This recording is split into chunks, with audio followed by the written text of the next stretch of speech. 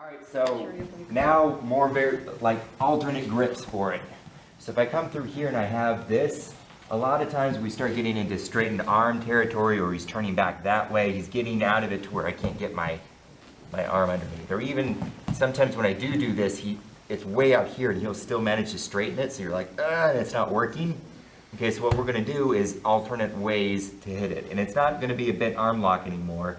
It's gonna be more Ude Gatame, the arm bar would be what we're gonna be hitting here. So the easiest one, usually when I do this, they know what's going on and they straighten the arm because they're like, that's how you defeat the bent arm lock. So as soon as he does that, you stick your knee on top of it and you just squeeze your knees together, okay? If you want to be extra mean about it, okay, you pull his head up and then you squeeze, okay? If you don't really like that, as soon as it goes there, you put your foot on it, okay? And you do it that way, okay? Or, let's see, what was the third one? Oh, wait, that's right. So there's there, and we can just push it down if you want. But you're not always going to get that one. So if you push and it's not working, start leg assisting. Okay, and the important part is that my knees are doing that. Okay, even when I'm using my foot, okay, I'm still bringing that knee up. So we isolate, okay, and don't let go of the arm because then he's going to turn his, there you go, and he's out. Okay, so again, alternate grips. We're going here, okay, he straightens his arm, okay, I put my knee on it, squeeze my knees together, okay, put my foot on it, squeeze my knee up, okay, use my hand, and then, that was it, the third and final one, okay.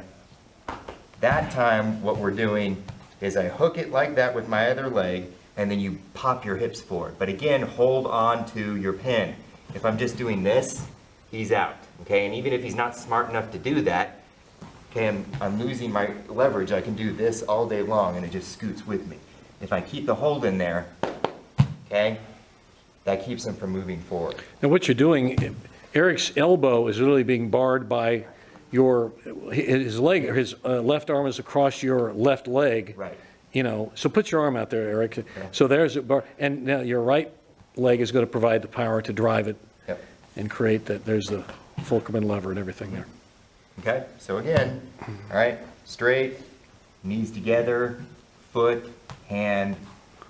Okay, often you'll find that third one that he just did is probably the one that probably your go-to move. Right. That's the one because you have that extra level of control by hooking with your right leg over his arm, right. And it helps pin him, continue to pin him, and then just add the pressure by going down with it. And there's so much other fun stuff from here that I almost want somebody to do this. I'm happy if I get the bent one out of it, but if he straightens it and I do this and I don't get it, then I'm like, okay, this is great. I can go now into, our bent arm lock over there, or, I can go over the triangles. There's so many other things that you can do when you get that arm in between the legs. Remember, guys, what he's established in that Kesa Gatame, or that scarf hold from the side, it is side control.